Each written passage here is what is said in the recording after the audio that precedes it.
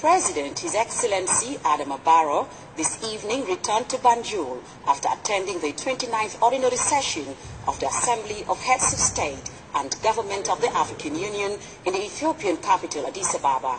President Barrow was received at the airport by the overseer of the Vice Presidency, Madam Fatoumata Jallow Tambujang, the Speaker of the National Assembly, Cabinet Ministers and members of the Diplomatic Corps, service chiefs and senior government officials.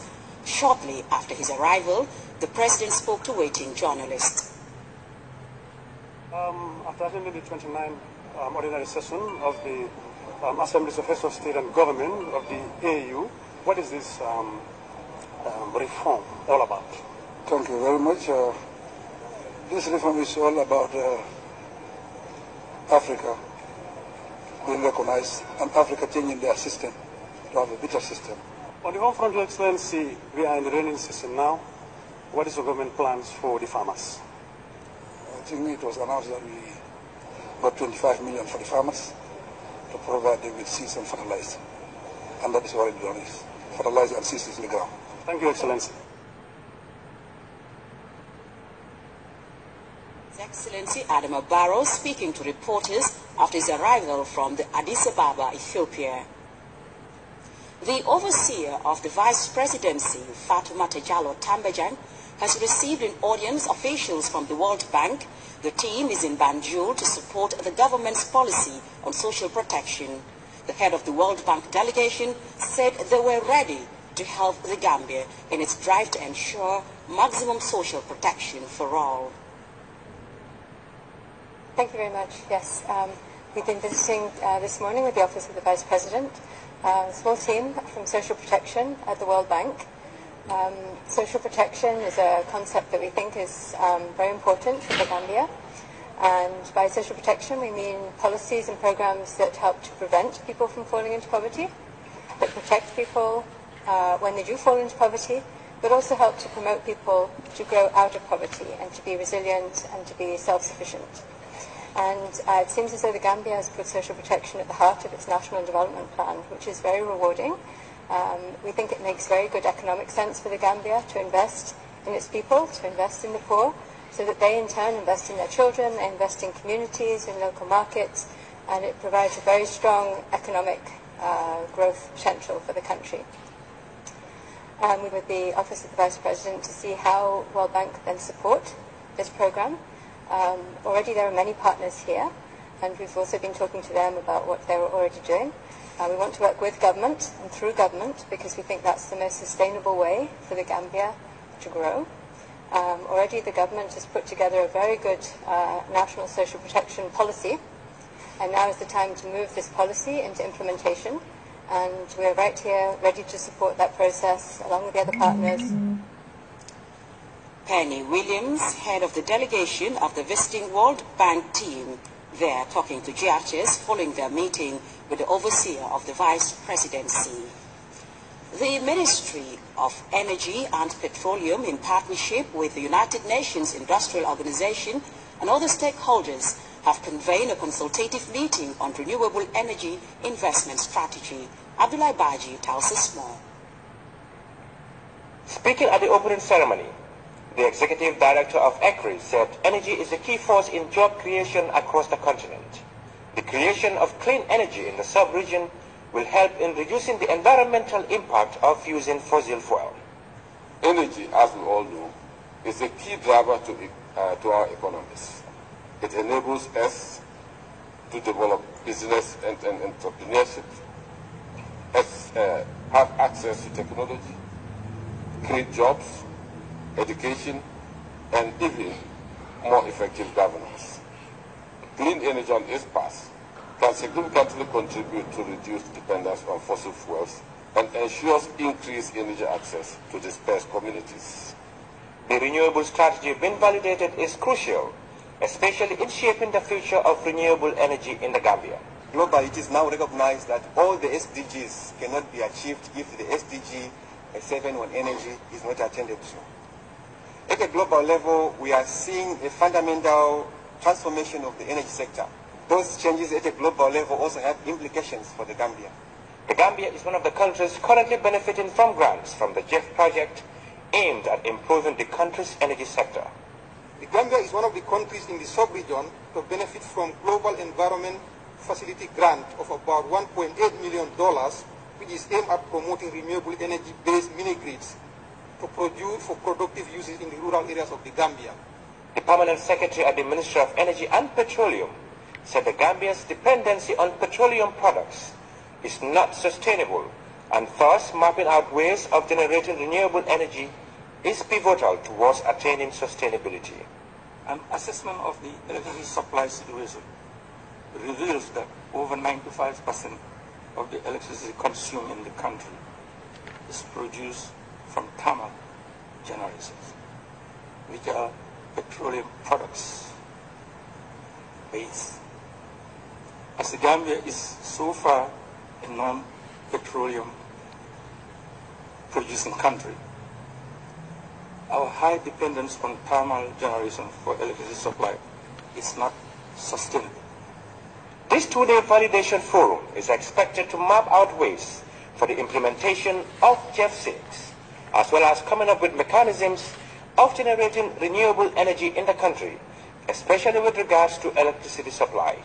Reporting for GRTS News, I am Abdullah Baji. Farmers across the country are bracing up for more rains as they begin cultivation ahead of a busy season. Farmer Fofana went up country to see how preparations are shaping up.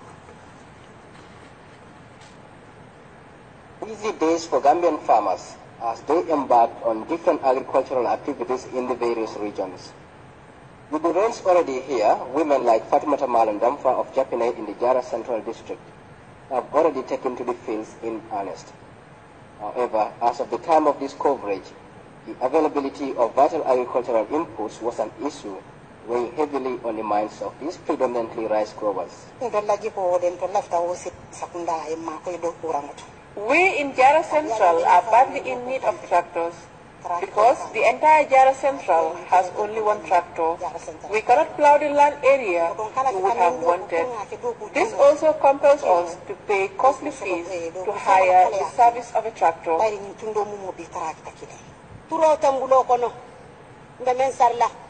We lack seed. On top of that, we do not have fertilizer. In the absence of that, we can only do with organic manure. Hence, is badly needed. Elsewhere in the Upper River region, we gauge the state of preparedness at the level of the Regional Agricultural Directorate, as the heavens have already started to open up in a promising manner.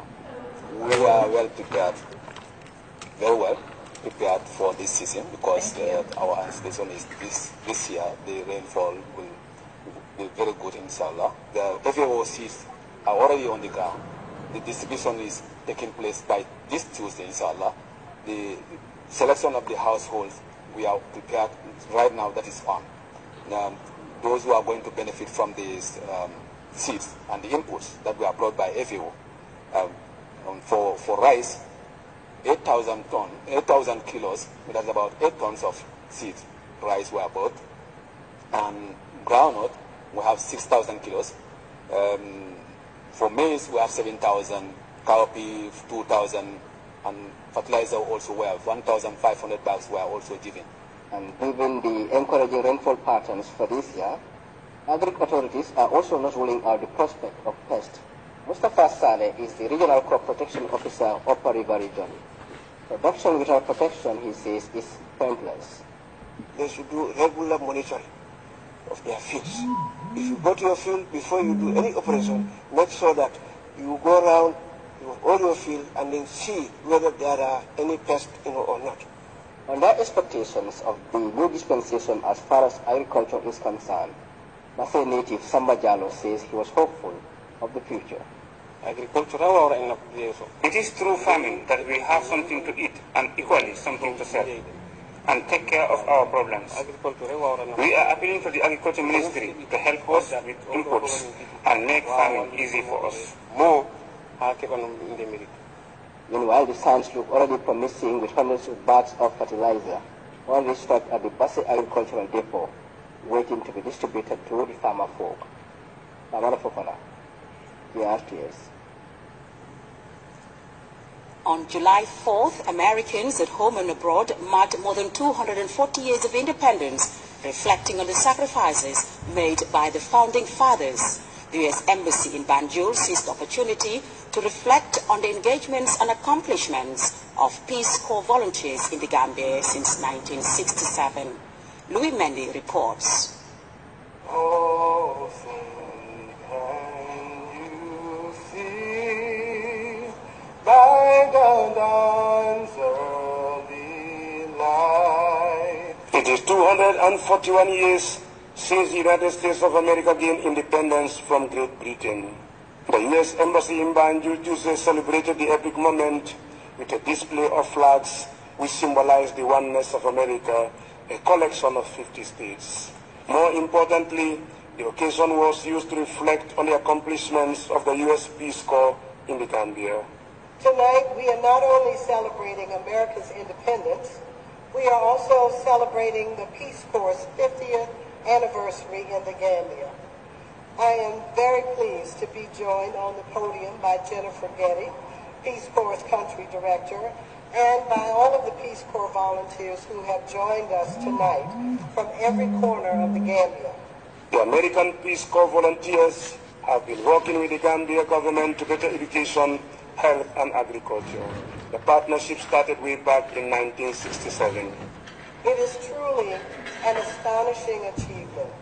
50 years of uninterrupted partnership between the Peace Corps and the Gambia.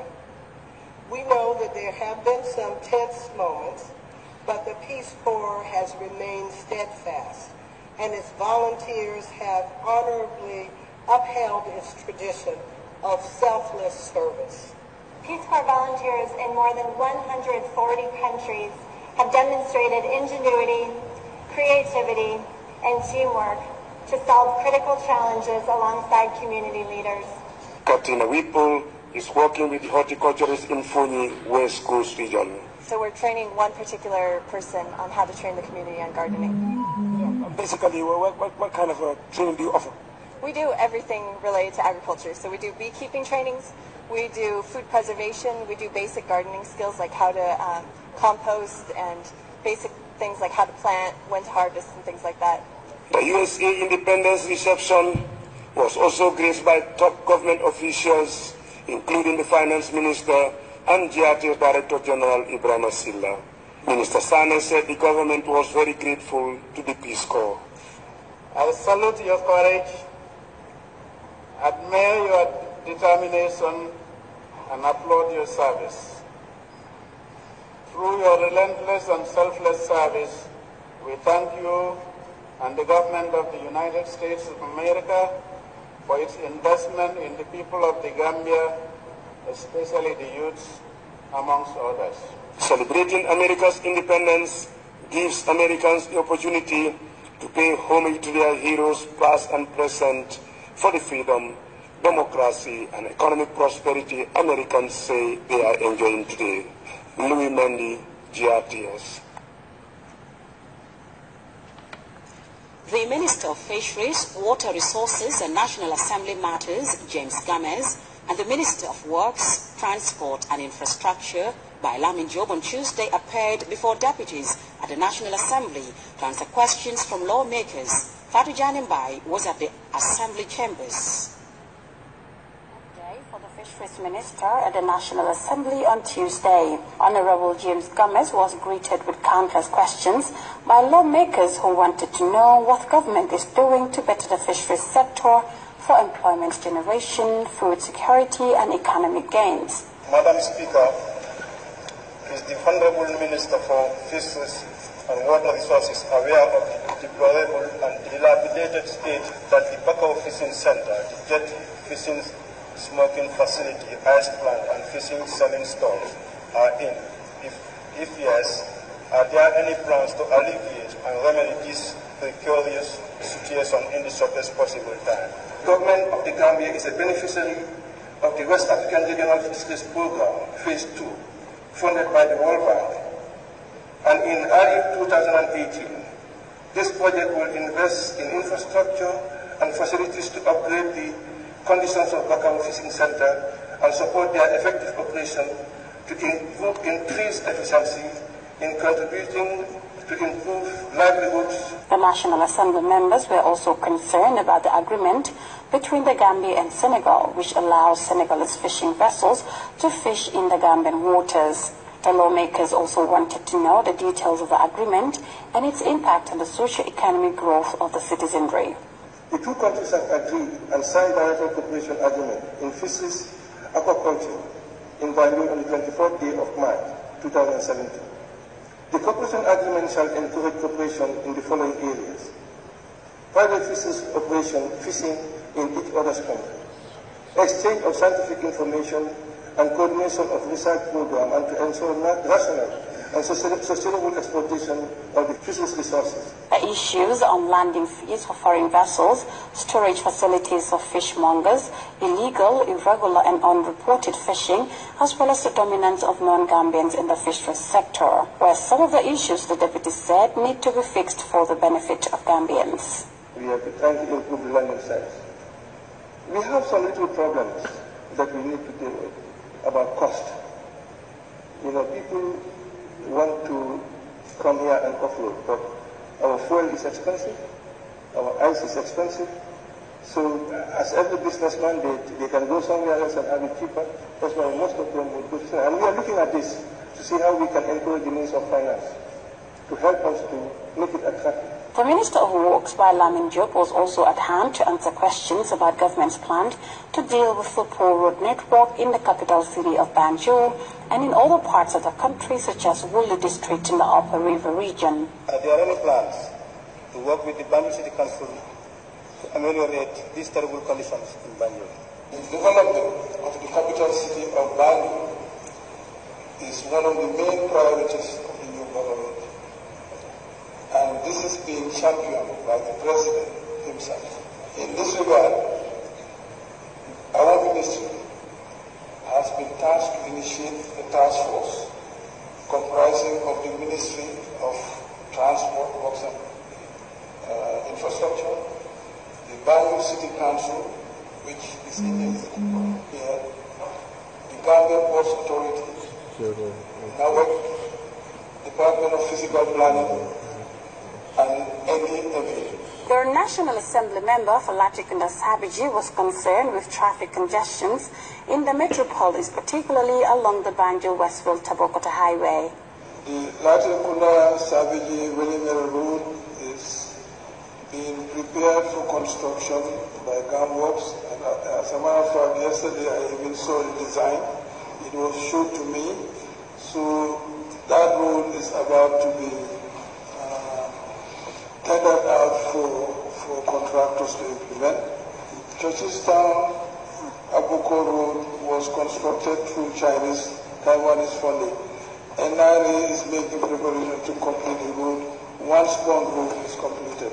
Tuesday's session at the National Assembly avails deputies the opportunity to know what the government through their respective line ministries is doing to address the developmental needs of its citizens.